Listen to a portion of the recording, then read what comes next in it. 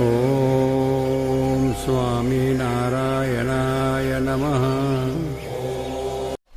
સ્વામિનારાયણ ભગવાનની જય, અક્ષર પુરુષોત્તમ મહારાજની જય, ગુણાત્યાન સ્વામી મહારાજની જય, ભગતજી મહારાજની જય, શાસ્ત્રીજી મહારાજ, યોગીજી મહારાજની જય.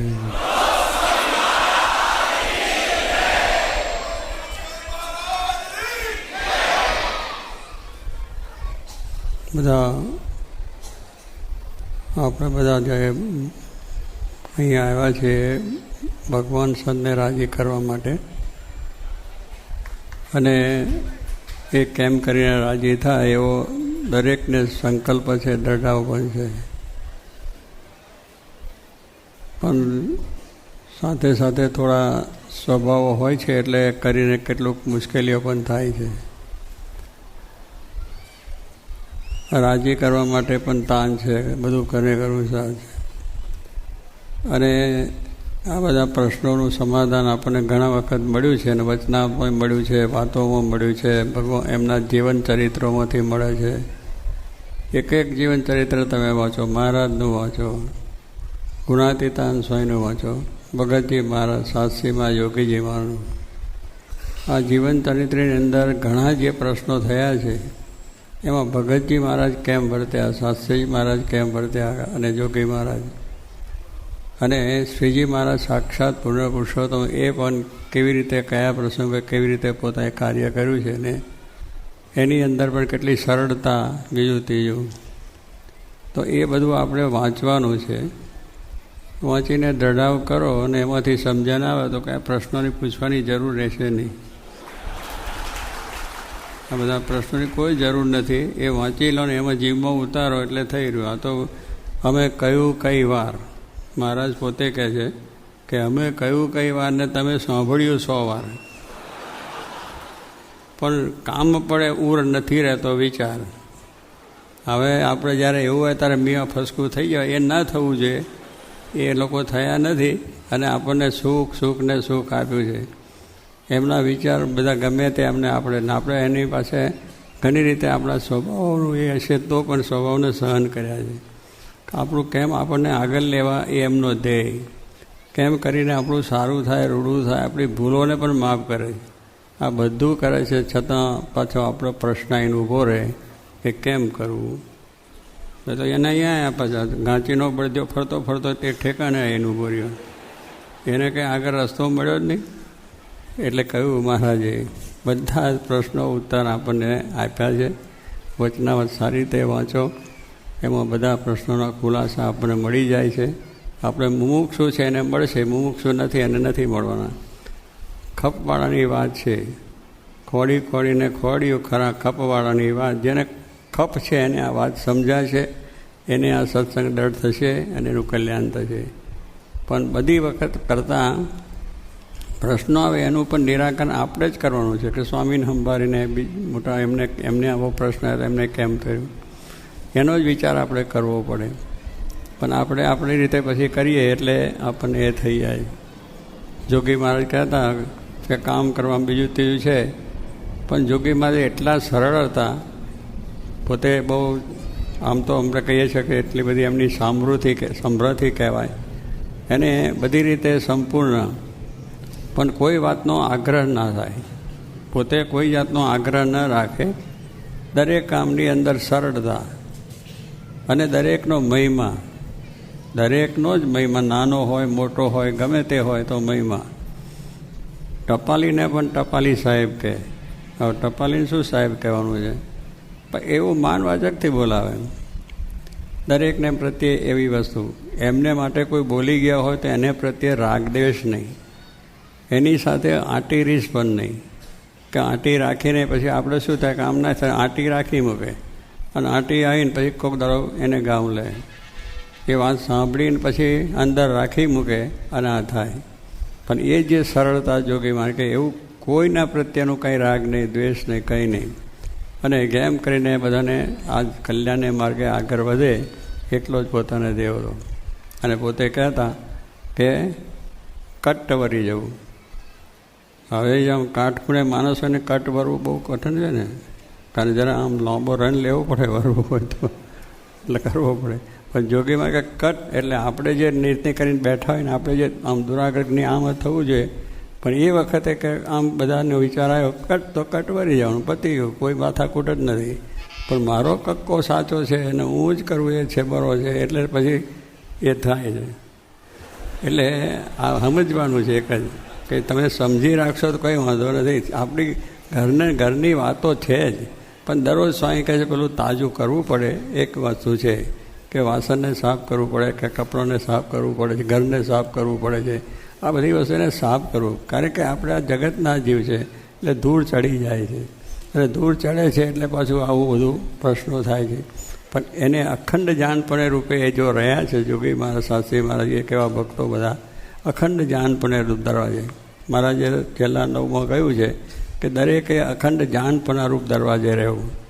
જાનપણા રૂપ દરવાજે જેમ ચોકીદાર રાખીએ છીએ, એ જાનપણું રાખે તો કોઈ વાંધો ના આવે, પણ જાનપણું ના રાખે તો કોઈ ચોર ચકાર પેસી જાય અને અંદરથી બધું લઈને જાય છે. હમણાં ઘણા ચોરીઓ થાય છે ઘરમાં લોકોની, લોકો ચોર પહેરી જાય અને લઈને ચાલ્યા જાય છે. શા ગાફલપણું કે એની અંદર એનું છે તો કહેવાનું છે એ ચોર ચકાર ના પેસી જાય. એને માટે પણ આપણને વાત કરી, એને માટે સાવધાની કરી કે ચોર ચકાર ના પેસે, એને માટે સાવધાન રહેવું. જો કે મહારાજ એક વાત કરતા, ગોંડલાના ઠાકોર આપણે ભગવતસિંહ બાપુ, એમના ત્યાં એક વિરમસિંહ બાપુ કરીને નાના દરબાર હતા અને એમને ત્યાં નોકરી કરતા હતા. હવે તે દાડે એમનો ₹5 પગાર, કંઈ બહુ ઝાઝો પગાર નહીં, અત્યારે 1000-2000 આપે એવું. ₹5 આખો મહિનો કાઢવાનો અને દરવાજે ઊભા જ રહેવાનો ખબરદાર થઈને, એટલે કોઈ અંદર જાય નહીં, એવું બધું ધ્યાન રાખવાનું. હવે એક વખત પ્રસંગ એવો બન્યો ને બાપુ બેઠા છે ને કાંઈ એવું જોખું આવ્યું કે ગમે તે આવ્યું, કૂતરું પેસી ગયું અંદર. અને કૂતરું ચાલતું ચાલતું ભગવતસિંહ બાપુ જ્યાં બેઠા હતા ને દીવાન કરવા, ત્યાં જઈને ઊભું રહ્યું. ભગવતસિંહ બાપુ જો કે આ કૂતરું ક્યાંથી આવેલા? પછી બોલાય કે કોણ છે દરવાને, એને બોલાવો. વિરમજી બાપુ આવ્યા. કેમ કે શું કરો છો? કેમ તો આ કૂતરું અહીં આવી ગયું, ખબર ના પડ્યું? એટલે પેલા ભડકી ગયા, કૂતરું સાહેબ. એટલે પેલા કે બાપુ ભૂલ થઈ ગઈ. ભૂલ નહીં, ₹5 દંડ. ₹5 દંડ, 5નો પગાર ને ₹5 દંડ. ભગવતસિંહ બાપુનો એ કાયદો હતો કે કોઈ પણ ગમે એવો ગુનો કરે તો એને જેલ નહીં કરવાની. જેલ કરે તો એને ખવડાવવું પડે, એની સરભરા એનું ધ્યાન રાખવું પડે. ખોટો ખર્ચો ચડવાનો છે ને, દંડ કરી લેવાનો. એટલે આપણો સરકારની તિજોરીમાં પૈસા આવે અને પેલો ખર્ચો ભોગવવા ના રહે, અને એવો દંડ ભરવો પડે એટલે માણસ એમાંથી પાછો પણ વળે. એટલા બુદ્ધિશાળી રાજા હતા. તે કહ્યું એટલે કહ્યું ₹5 દંડ. એટલે જોગી મહારાજ બહુ કહેતા હતા કે જો થોડી ગાફલાઈ રાખી તો ₹5 દંડ ભોગવવો પડ્યો, અને એ રીતે થયું છે. એટલે કહેવાનું શું છે કે આપણે પણ આવા જ્યારે છે તો આપણી એ જાનપણું રહેવાનું જ, તો જ ખબર પડે. દુનિયામાં બધે ફરીએ પણ આપણું જાનપણું કે હું કોણ છું, હું શા માટે આવ્યો છું, અને એ જ વસ્તુ છે. મહારાજે કહ્યું પોતે પોતાનું સ્વરૂપ જો જાણતો નથી તો એને માટે 4 ઉપમાઓ આપી દે કે હું કોણ છું. આપણે તો હું પટેલ છું ને વાણિયા છે ને પટેલને અરે સુથાર ને સહી ને દરજી ને એ ને હું સાધુ છું ને હું ત્યાગી છું ને હું આ છું. આપણે બધા એ ભાવમાં જ ફરીએ છીએ. બધા વાતો સાંભળીએ બધું, પણ એથી ખંખેરને ઉપાડી એટલે જે ભાવ હતો એ નહીં, જે પટ ચડાવી દીધો હતો એ પછી ઉતરી ગયો પાછો. એ ઉતરવો ના જોઈએ, ચડતો ને ચડતો રંગ. મહારાજે કહ્યું સુખ સ્વામી મહારાજની પાસે આવ્યા, સાધુ થયા. મહારાજે એમને પોતાની સેવામાં રાખ્યા, કાગળ પત્ર લખવા માટેનું, અને મહારાજની સેવામાં રહ્યા એટલે ભેગા રહે એટલે મહિમા કેવો ન સમજાય. ભેગા રહીએ મહિમાની ખબર પડે. પહેલાં બહુ મળીએ, આવો ફલાનું ઢીકનું બધું તે અમારે પણ હમણાં પરદેશ અમે જઈએ, અહીંયા ભેગા બેસતાય ના હોય ને વાતય ના હોય, કંઈ નહીં. પણ ત્યાંથી ટેલિફોન કરવાનું, ઓ કેમ છે ભાઈ, અહીં ભેગા બેઠા નથી ને બોલતાય નથી ને ત્યાં જઈને ઉભરો આવે કે આ બધું થયું. એમ તમે હગાવાલા ત્યાં જાય ને ત્યાં ફોન આવે એકબીજાનો રાજીપો થાય, પણ એ ભાઈ ઘરે આવે અને પછી કહે છે આમાં મારો ભાગ છે, તારો ભાગ છે જ નહીં, તો ખોટું બોલે, તકરાર કરીને કાઢી મૂકે. એટલે ભેગા રહીને મહિમા સમજવો બહુ કઠિન છે. દરેક છે ભાઈઓમાં ભેગા રહેવાનું, કુટુંબમાં ભેગા રહેવાનું, સંતોમાં ભેગા રહેવાનું. આ બધાની અંદર ભેગા રહીને જેવો મહિમા સમજવાનો છે એ જોગી મહારાજના દર્શન થયા છે આપણને, કે ભેગા રહીને દરેકનો મહિમા સમજ્યા છે. કોઈને માટે એમને અભાવ ગુણ આવ્યો જ નથી, એ બધાને ખબર છે. મારા કરતાં બધા સંતો છે એમને બહુ જોગી મહારાજને નજીકથી સેવ્યા છે, દૂરથી નહીં નજીકથી સેવ્યા છે. એટલે એમની જે ગુણો છે, એમની વાતો છે એ છે, એમનું નિરીક્ષણ કર્યું છે દરેક રીતે. બધા બુદ્ધિશાળી છે તો એવી રીતે સેવા છે. તો કહેવાનું શું, પણ ક્યારેય એમાંથી આટલી ભૂલ ન નીકળે. તમે ગમે એટલા તમે એની અંદર સંશોધન કરો ને, ઊંડા ઉતરી જાઓ ને, તો કોઈ દાડો એમને ભૂલ ન થાય. એવી એમની દ્રષ્ટિ, એવો એમને મહિમા, એવી રીતની એમની અખંડ સ્થિતિ, એક જ સ્થિતિ રહેવાનું. આ બધું આપણે જોયું છે. તો જો જોગી બાપાજી એ કહે છે તો એમ આપણે પણ એ જાનપના રૂપ દરવાજે રહીને કામ કરવાનું.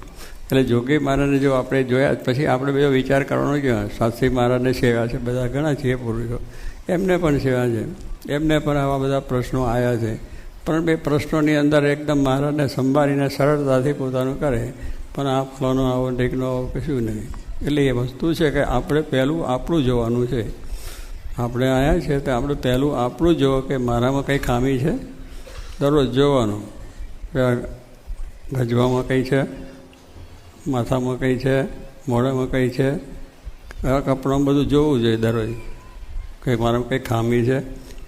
ખામી દેખાય તો આગળ વધવાના છો, પણ ખામી નહીં દેખાય ને બીજાની ભૂલો દેખાશે તો અહીં નહીં. ગુરુત્વ આકર્ષણ આવ્યા ને આપણે તો ઉપર મોકલવા છે બધા, પણ ગુરુત્વ આકર્ષણ છે ને અહમ ને મમત્વ ને મારું ને તારું, એટલે પાછા અહીં. એટલે જ્યાં હતા ત્યાંના ત્યાં રહીએ. જ્યારે મોટા પુરુષોને શું આ બધું મુકાવીને તમને ત્યાં લઈ જવાય. તો એ મારા કે ખબરદાર આપણે થઈએ તો થાય. એટલે એમના જીવનમાંથી આ બધી વાતો છે. એમને આપણને બધી વાતો પણ એટલી કરી છે કે અખંડ જાનપના રૂપ દરવાજે રહેવું, કોઈનો ગુણ અભાવ લેવો નહીં, તમે પોતાનું જ જુઓ. આ જે આધ્યાત્મિક બાબતનું કારણ જ એક જ છે કે તમે તમારું જોયા જ કરો. કથા છે, વાર્તા છે, કીર્તન છે, ભજન છે, સેવા છે, જે કરો એમાં કોઈનું ના જુઓ. કોઈ નથી કરતો, આવો આમ કરે છે, આવું આમ કરે છે, આવું આમ કરે છે, તો કોઈ દિવસ આગળ આવવાના જ નથી. કારણ તમને તમારી ભૂલ દેખાતી નથી, એટલે તમારો અહમ જવાનો નથી. તમને ભૂલ દેખાય છે તો જ તમે પાછા વર્ષોની મારી ભૂલ છે. જોગી મહારાજની તો કેટલી મોટી મહત્તા કે કોકે દોર્યું હોય, કોકની ભૂલ થઈને એ પોતે માથે લે છે. આપણે કોઈ દિવસ વિચાર આવે? અરે હોય તો એ કહે કે મારી ભૂલ જ નથી, તમે શું મારા ઉપર આવીને બેઠા છે, એના સામે ચાલ તમારો છો મારાથી, મારી ભૂલ તમે કહેનારા. જોગી મહારાજને કોઈ ભૂલ નહીં. એક વખત એક સાધુથી ઘી ઢરી ગયું અને ઘી ઢરી એટલે નિર્ગુણ સ્વામી જોયું.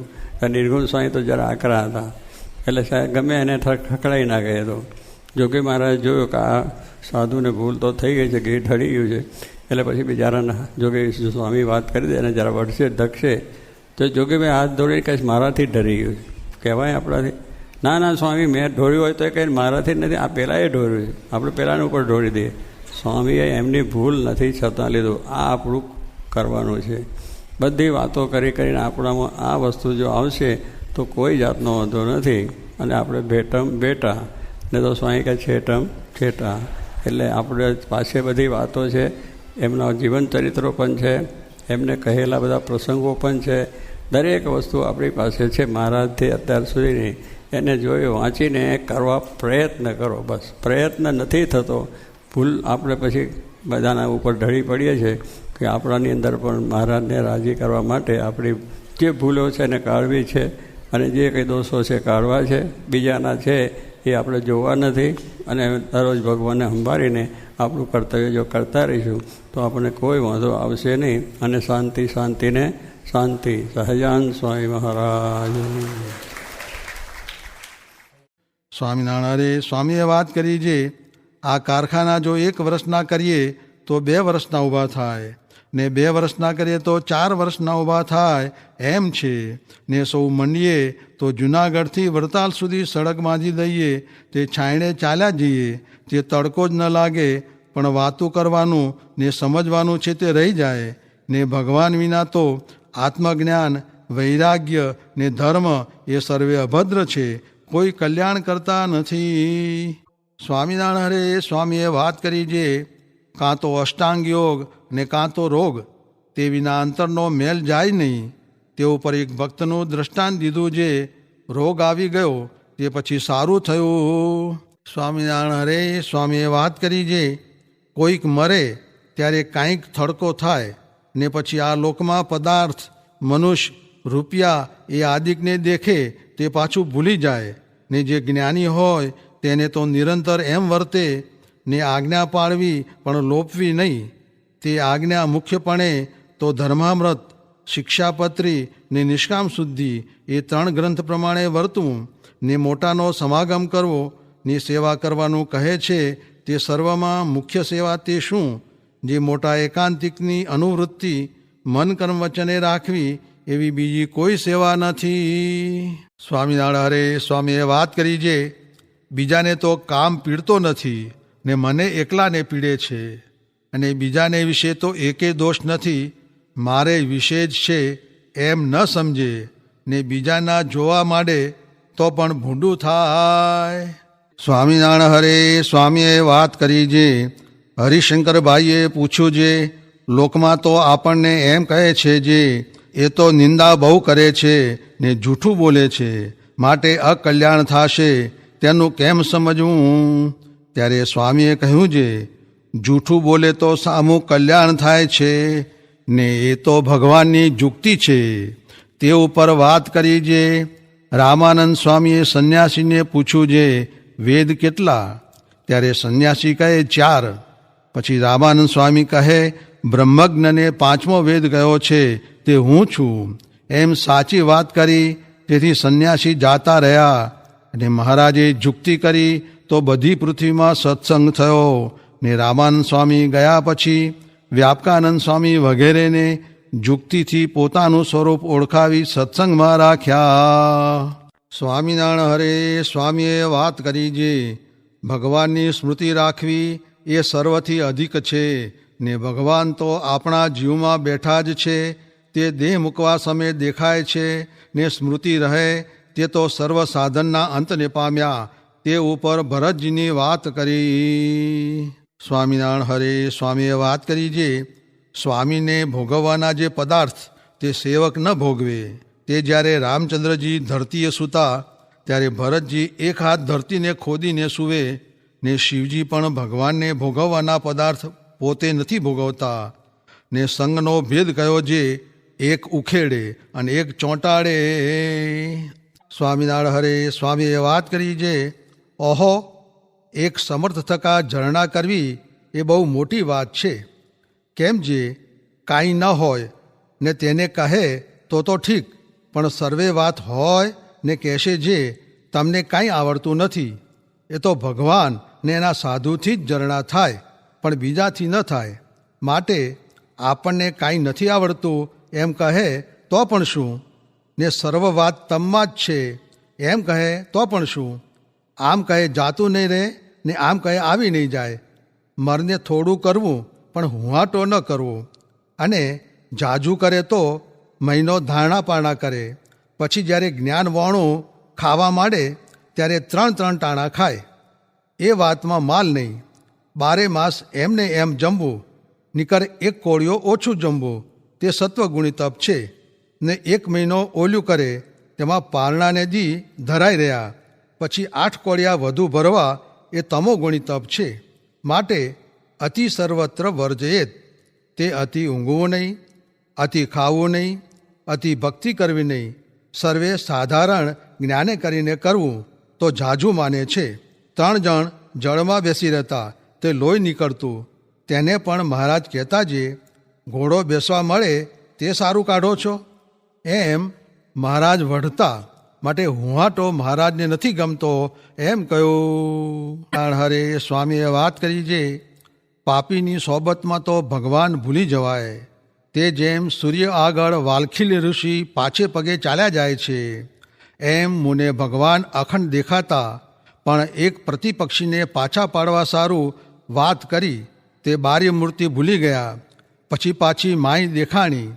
એમ સંગ ઓળખાવીને મૂર્તિ અખંડ દેખાણાનો મર્મ કયો. સ્વામિનારાયણ હરે સ્વામીએ વાત કરી, જે 1 થી 50 માળા સુધી જો એકાગ્ર દ્રષ્ટિ રાખે તો સુખે ધ્યાન થાય નિકર સંકલ્પ થયા કરે. સ્વામિનારાયણ હરે વચનામૃત ગરડા મધ્ય પ્રકરણનું 33મું નિષ્કામી વર્તમાનનું.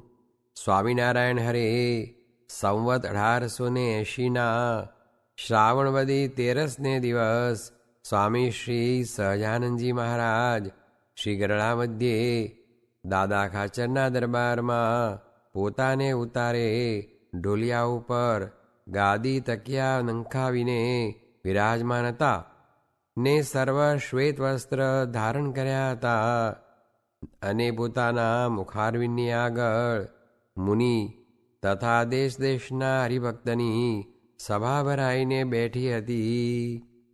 પછી શ્રીજી મહારાજ સર્વે સંત તથા સર્વે હરિભક્ત પ્રત્યે એમ બોલતા અવાજે, પ્રથમ અમે અમારા અંગની વાત કહીએ, પછી તમે સર્વે પોતપોતાનો જે રીતે મોક્ષ માન્યો હોય તથા અમે આવી રીતે વર્તશું તો આ લોકમાં અને પરલોકમાં ભગવાન અમારી ઉપર રાજી રહેશે એમ જે માન્યું હોય તે કહેજો.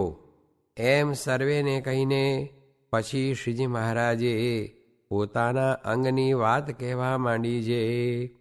અમને તો જે પદાર્થમાં હિત જણાય તો તેનો ત્યાગ કરીએ ત્યારે સુખ થાય, અને ભગવાનના ભક્ત વિના જે મનુષ્ય માત્ર અથવા પદાર્થ માત્ર તેની જો મનમાં સ્મૃતિ થઈ હોય તો તેથી અતિશય છેટું કરીએ ત્યારે સુખ થાય, અને જો ભગવાનના ભક્ત હોય તો તેનો કોઈ રીતે કરીને હૈયામાં અભાવ આવે જ નહીં. અને અમારે વગર ઈચ્છે પણ પંચ વિષય છે તે જોરાવરીએ આવીને પ્રાપ્ત થાય છે તો પણ તેને અમે ઈચ્છતા નથી અને પગે કરીને ઠેલી નાખીએ છીએ. અને જે દિવસ થકી અમે જન્મ્યા છીએ તે દિવસથી કરીને આજ દિવસ પર્યંત કોઈ દિવસ જાગ્રતમાં અથવા સ્વપ્નમાં દ્રવ્યનો કે સ્ત્રીનો ભૂંડો ઘાટ થયો હોય તો આ સમગ્ર પરમહંસના સમ છે.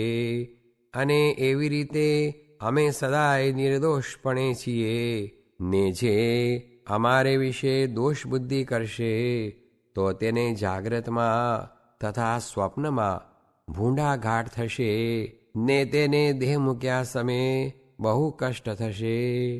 અને અમારા અંતરમાં તો એક ભગવાનના સ્વરૂપનું જ ચિંતન રહે છે, અને ઉપરથી તો ભગવાનના ભક્ત હોય તેના જીવનું સારું થાય તે સારું હળીમળીને રહીએ છીએ. અને જે દિવસ અમારા હૈયામાં ભગવાન ને ભગવાનના ભક્ત વિના બીજે ક્યાંય હેત જણાશે તો અમે એમ માનીશું જે અમે અમારી સ્થિતિમાંથી ડગ્યા, પણ અમને એવો નિશ્ચય છે જે અમે એ સ્થિતિમાંથી ડગીએ જ નહીં. એ અમે અમારું અંગ હતું તે કહ્યું. હવે તમે સૌ પોતપોતાનું અંગ હોય તે કહો. પછી સર્વે સંતે તથા સર્વે હરિભક્તે જેવા જેના અંગ હતા તેવા કયા, જે આ લોકને વિશે ને પરલોકને વિશે આવી રીતના અંગમાં અમે રહીએ તો અમારા ઉપર ભગવાન રાજી રહે એવી રીતે કહ્યું. તે સર્વે હરિભક્તના અંગની વિકતિ છે. કોણેક તો ભગવાન વિના બીજે ઠેકાણે વૈરાગ્યનું કહ્યું, અને કોણેક આત્મનિષ્ઠાનું કહ્યું, ને કોણેક ભગવાનને વિશે પ્રીતિનું કહ્યું, ને કોણેક ધર્મમાં રહેવાનું કહ્યું. એવી રીતે બહુ પ્રકારે કહ્યું. પણ શ્રીજી મહારાજે મનમાં જે ધારી રાખ્યું હતું તે કોઈએ ન કહ્યું. પછી શ્રીજી મહારાજ બોલ્યા, જે એક નિષ્કામી વર્તમાન દ્રઢ હોય તો તેને આલોકમાં તથા પરલોકમાં કોઈ ઠેકાણે ભગવાનથી છેટું રહે નહીં. અને અમારે પણ તે ઉપરથી કોઈ દિવસ હેત ઓછું થાય નહીં. અને અમે અહીંયા ટક્યા છીએ તે પણ અહીંયાના હરિભક્તને અતિ નિષ્કામી વર્તમાનનો દ્રઢાવ દેખીને ટક્યા છીએ. અને જેને નિષ્કામી વર્તમાન દ્રઢ હોય તો તે થકી અમે 1000 ગાંવ છેટે જઈએ તો પણ તેની પાસે જ છીએ. અને જેને તે નિષ્કામી વર્તમાનમાં કાચપ છે ને તે જો અમારી પાસે રહે છે તોય પણ તે 1,00,000 ગાંવ છેટે છે. અને અમને નિષ્કામી ભક્ત હોય તેના જ હાથની કરી સેવા ગમે છે. માટે આ મૂળજી બ્રહ્મચારી છે તે અતિશય દ્રઢ નિષ્કામી છે, તો અમને એની કરેલી સેવા અતિશય ગમે છે. અને બીજો કોઈ સેવા ચાકરી કરે તો તે એવી ગમતી નથી. અને અમે જે વાર્તા કરીએ છીએ તેને વિશે પણ નિષ્કામી વર્તમાનનું જ અતિશય પ્રતિપાદન થાય છે. અને અમે જે દિવસથી પ્રગટ થયા છીએ તે દિવસ થકી નિષ્કામી વર્તમાનને જ અતિશય દ્રઢ કરતા આવીએ છીએ. અને સભા બેઠી હોય ત્યાં કોઈક સ્ત્રી અથવા પુરુષ તેને જોયામાં ફેર પડે ત્યારે એ ગમે તેટલી યુક્તિ કરીને સંતાડે તો પણ અમને જણાયા વિના રહે જ નહીં. ત્યારે અમારો તે મનુષ્ય ઉપર અતિશય કુરાજીપો થઈ જાય છે. અને અમારું મુખ પણ શામળું થઈ જાય છે. અને તેનું દુઃખ તો અતિશય લાગે છે, પણ મોહબ્બત જાણીને જાજું કહેવાય નહીં. અને વળી સાધુ દાવો છે માટે હૈયામાં સમજી રહીએ છીએ. પણ જો રાજાના જેવી રીત હોય તો તેને માથે જાજો દંડ થાય. માટે સર્વ મોટા પરમહંસ તથા મોટી મોટી બાઈઓ તેને અમે મોરથી જ કહી રાખ્યું છે. જે સત્સંગમાં કોઈ પુરુષને તથા કોઈ સ્ત્રીને કદાચિત જો નિષ્કામી વર્તમાનમાં ફેર પડે તો અમને સંભળાવશોમાં. શા માટે? જે જ્યારે અમે એવી વાર્તા સાંભળીએ ત્યારે જેમ વાંજિયાને ઘેર દીકરો આવ્યો હોય ને તે મરી જાય ને તેને જેવો શોક થાય તેવો અમારે પણ શોક થાય છે. તથા મનમાં એમ વિચાર થઈ જાય છે જે બધા સત્સંગને મૂકીને જતા રહીએ. માટે જે નિષ્કામી વર્તમાન રાખે તે જ અમને વહાલો છે. અને તેને ને અમારે આ લોક પરલોકમાં દ્રઢ મેળાપ રહે છે. પછી હરજી ઠક્કરે પ્રશ્ન પૂછ્યો જે એ નિષ્કામી વર્તમાન શે ઉપાય કરીને અતિશય દ્રઢ થાય. પછી શ્રીજી મહારાજ બોલ્યા જે એનો એક પ્રકારનો ઉપાય નથી, એના તો 3 પ્રકારના ઉપાય છે. જેમ હાંકનારો, બળદિયા, પૈડા, ધૂંસરી, ઉધ્ય, માચડો એવા ઘણા સામાને કરીને એક ગાડું કહેવાય છે. તેમ નિષ્કામી વ્રત દ્રઢ રાખવાની પણ ઘણીક સામગ્રી જોઈએ છીએ. તેમાં પણ 3 ઉપાય છે. તે તો અતિશય મુખ્ય છે. તેમાં એક તો મનને વશ કરવું, જે મનને વિશે અખંડ એવું મનન કરવું જે હું આત્મા છું, દેહ નથી. ને ભગવાનની કથા શ્રવણાદિક જે 9ધા ભક્તિ તેને વિશે મનને અખંડ જોડી મેલવું, પણ ક્ષણમાત્ર મનને નવરું રહેવા દેવું નહીં. જેમ કોઈક પુરુષને ભૂતવશ થયો હોય તે જ્યારે કામ ન બતાવે ત્યારે તેને ખાવા તૈયાર થાય, તેમ આ મન છે તે પણ ભૂત જેવું છે. તે જ્યારે ભગવદ્ ભક્તિમાં ન રાખે ત્યારે અધર્મના ઘાટ ઘડે, ત્યારે એ ભૂતની પેઠે જીવને ખાવા તૈયાર થયું કહેવાય. માટે મનને અખંડ ભગવાનની કથા કીર્તનાદિકમાં જોડી રાખવું એટલે એ મન વશ થયું કહેવાય. અને બીજો ઉપાય એ છે જે પ્રાણને નિયમમાં રાખો. તે જેમ ભગવાને ગીતામાં કહ્યું છે જે આહાર વિહાર યુક્ત રાખો, પણ અતિશય ખાધાની લોલુપતા ન રાખવી. એવી રીતે વર્તે ત્યારે પ્રાણ નિયમમાં થયો કહેવાય. અને પ્રાણ નિયમમાં ન કર્યો હોય તો ખાધાની બહુ મનમાં તૃષ્ણા રહે. પછી અનંત પ્રકારના જે રસ તેને વિશે રસના ઇન્દ્રિય છે તે દોડતી ફરે. ત્યારે બીજી ઇન્દ્રિયો વશ કરી હોય તે પણ સર્વે મોકળી થઈ જાય. માટે આહારને નિયમમાં રાખીને પ્રાણને નિયમમાં કરવો. અને ત્રીજો ઉપાય એ છે જે આ સત્સંગને વિશે જેને જેને જે નિયમ કયા છે તેમાં દેહને રાખીને દેહને નિયમમાં કરવો. એવી રીતે એ ત્રણ ઉપાયને જે દ્રઢ રાખે તેને નિષ્કામી વર્તમાન અતિશય દ્રઢ થાય છે. અને એને વિશે એમ ન જાણવું જે એવી રીતે રાખવું ઘણું કઠણ છે.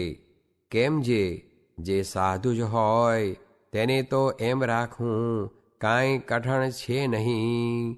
અને સાધુ હોય તે તો કામ ક્રોધ લોભાદિક શત્રુનું બળ હોય તો પણ ભગવાનને રાજી કર્યા સારું તેનો ત્યાગ કરે ત્યારે જ એ પાક્કો સાધુ કહેવાય. અને મનુષ્ય દેહ કરીને ન થાય એવું શું છે? જે નિત્ય અભ્યાસ રાખીને કરે તે થાય છે. જેમ કૂવાના કાંઠા ઉપર મહાકઠણ પથ્થરો હોય છે તેને વિશે નિત્ય પાણીને સિંચવું તેણે કરીને નરમ દોરડી છે તે પણ કાપા પાડે છે. તેમ જે સાધુ જ છે ને તે જે સ્વભાવને ટાળવાનો નિત્ય અભ્યાસ રાખશે તો તે સ્વભાવ ક્યાં લગી રહેશે? એ તો નિશ્ચય નાશ પામશે. માટે જેને નિષ્કામ વ્રત રાખવું હોય તેને કહ્યા એવા જે ત્રણ ઉપાય તે દ્રઢ કરીને રાખવા. એથી વચનામૃતમ એ રીતે ગરડા મધ્ય પ્રકરણનું 33મું વચનામૃત જે તે થયું.